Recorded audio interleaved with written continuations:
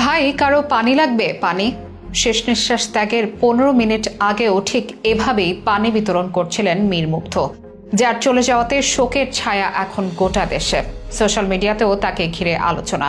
তার জন্য নেটিজেনদের হাহাকার। গত 18 জুলাই প্রাণ হারানো মুগ্ধকে নিয়ে মুগ্ধতার যেন শেষ নেই, যেমন শেষ নেই আফসোসেরও। ছিলেন দারুণ মেধাবী এক ছাত্র, সাথে টপ লেভেলের ফ্রিল্যান্সার। এখনো অনেক অর্ডার পেন্ডিং তার ফ্রিল্যান্সিং অ্যাকাউন্টে। অর্ডার আছে কিন্তু মানুষটার নেই। যমজ 2 সন্তানের একজনকে হারালো তার বাবা মা। এই হাহাকার শুধু তার পরিবারের নয়, এই হাহাকার পুরো বাংলাদেশের। ভালো খেলোয়াড়, গায়ক, সংগঠক হিসেবে গত 4 বছর ধরে মুগ্ধতা ছড়িয়েছেন খুলনা বিশ্ববিদ্যালয়ের ক্যাম্পাসে। গণিতে স্নাতক শেষ করে গত মার্চে ঢাকায় আসেন। এমবিএতে ভর্তি হন বাংলাদেশ ইউনিভার্সিটি অফ প্রফেশনালসে তথা বিউপিতে। বেঁচে থাকলে সে হয়তো দেশের জন্য আরো অনেক কিছুই করতে পারত, কিন্তু সেগুলো এখন সবই অতীত। এই মানুষটি বিদায় নিয়েছে সবার হৃদয় নাড়িয়ে দিয়ে। মীর মুগ্ধকে নিয়ে আরো জানাবো বিশেষ এই প্রতিবেদনে।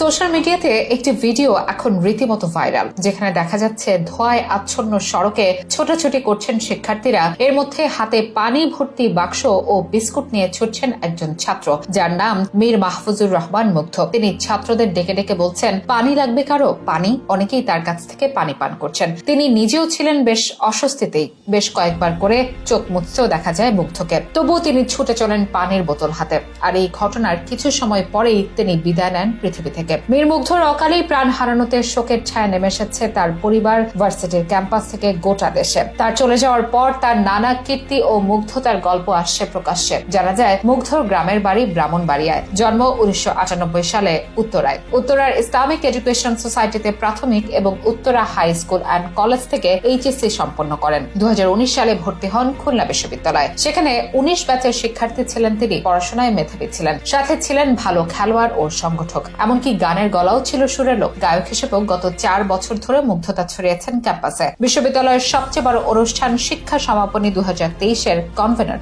ছিলেন স্কাউট গ্রুপের ইউনিট লিডার। শ্রেষ্ঠ সংগঠক হিসেবে বাংলাদেশ স্কাউটস থেকে ন্যাশনাল সার্ভিস অ্যাওয়ার্ড পেয়েছিলেন। গণিতে স্নাতক শেষ করে গত মার্চেই ঢাকায় আসেন। এমবিএতে ভর্তি হন বাংলাদেশ ইউনিভার্সিটি অফ প্রফেশনালস তথা বিউপিতে। এসবের পাশাপাশি ফ্রিল্যান্সার হিসেবে তিনি ছিলেন সফল একজন ব্যক্তি। অনেক কাজ করেছেন অনলাইনে, মুগ্ধ করেছেন বিদেশি বায়ারদের, হয়েছেন লেভেল 2 ফ্রিল্যান্সার।